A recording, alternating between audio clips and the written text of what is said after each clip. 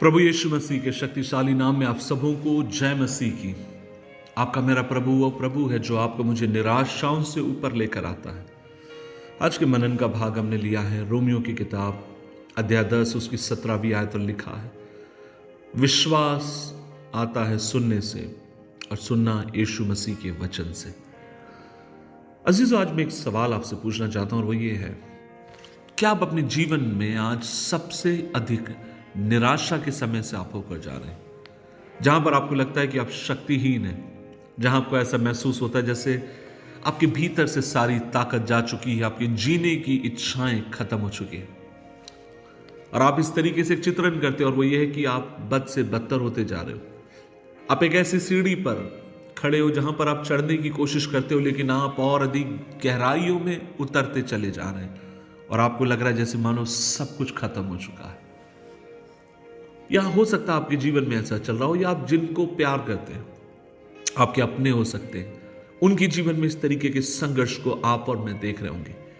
लेकिन आज मैं आपसे कहना चाहता हूं, अगर ऐसे संघर्ष या निराशाओं और हताशाओं के ऊपर कोई चीज अगर आपको जय देगी, वह है परमेश्वर के ऊपर आपका विश्वास। क्या है निराशा? कैनॉट डू, नहीं कर सकता, नहीं हो सकता, नहीं होगा, नहीं कर पाऊंगा।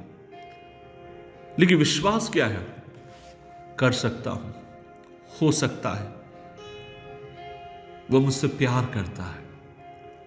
अजीजों, मैं हमेशा एक बात कहता हूं और वो ये है, जब मैं अपने आप को देखता हूं, मैं शून्य हूं, मैं कमजोर हूं, बार बार गिर जाता हूं, हताश हो जाता हूं, निराश हो जाता हूं।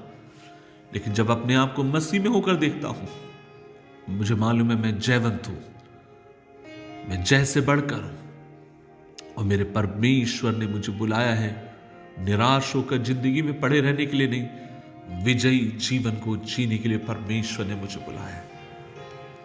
इसलिए आपको मुझे चाहिए कि आपको मुझे अपने विश्वास को डेवलप करने की जरूरत है। और कैसे आप और मैं डेवलप कर पाएंगे? परमेश्वर के वचन को पढ़ने के द्वारा, परमेश्वर के वचन के ऊपर विश्वास करने के द्वारा। जो वचन आपने पढ़ा है वो वचन आपके जीवन में क्रियाशील है, इस बात के ऊपर विश्वास करने के द्वारा। जब आप इस बात को देखेंगे और आप प्रभु से प्यार करने लगेंगे, आप उसके वचन को पढ़ने लगेंगे, आप एक बात पाएंगे और वो ये है कि मरने की तमन्ना और न होने वाली चीजें आपको छोड़कर चलते चले जाएंगे, क्योंकि वो आपसे प्यार करता है।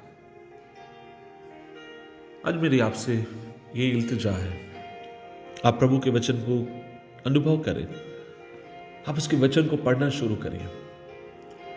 कई बार मैं ऐसे वचन पढ़ता हूं जैसे मानो मेरी प्रिय ने मुझे कुछ चिट्ठी भेजी उस रुचि और चाह से, और आप पाएंगे और वो ये है कि परमेश्वर के अद्भुत प्रेम को आप प्रभु के वचन से समझ नहीं पाएंगे।